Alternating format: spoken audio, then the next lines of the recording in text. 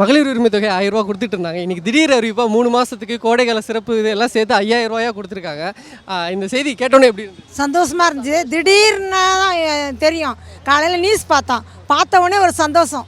சரி பரவாயில்ல, முதலமைச்சர் நம்மளுக்கு கொடுத்துருக்காரு, ஏதோ செலவுக்கு ஆகும் நல்லா அப்படின்னு சொல்லிட்டு வேற ஒன்றும் இல்லை. இந்த 5000 ரூபா வச்சுன்னா என்னென்னலாம் செலவு பண்ணலாம் நீங்கள் யோசிச்சு வச்சுருக்கீங்க? என்ன வீட்டு செலவு பண்ணலாம் நல்லா. தேவையானது எல்லாம் வாங்கிக்கலாம்.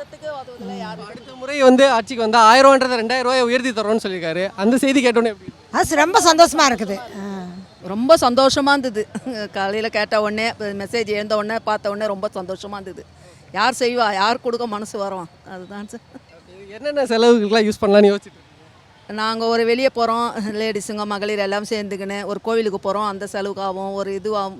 எதனா சாரீ இஷ்டப்படுறோம், ப்ளவுஸ்க்கு எதனா நாங்கள் மாத்திரை மெடிசன் அதை யாரையும் இப்போ கேட்க வேணாம்ல.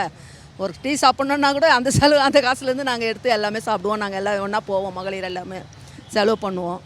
இன்னொரு அப்பாட்டையோ இல்லை கணவர்கிட்டையோ கேட்டு பழகி இருந்திருப்பீங்க. உங்களுக்குன்னு ஒரு காசு இருக்கிறது இன்னும் ரொம்ப சந்தோஷமாகிடுச்சு. யார் திடீர்னு காசு வந்தோன்னா அதெல்லாம் யார் தருவா? எங்களுக்கு ரொம்ப மகிழ்ச்சியாக இருந்தது காலையில் எழுந்தவங்க. அடுத்த ஆட்சிக்கு வந்தால் 1000 ரூபான்றதை 2000 ரூபான்னு சொல்லியிருக்காங்க. அதை பற்றி அது இன்னும் ரெட்டிப்பு மகிழ்ச்சியாக யாருக்கு வரும் அந்த மனசு அதுமாரின்ட்டு.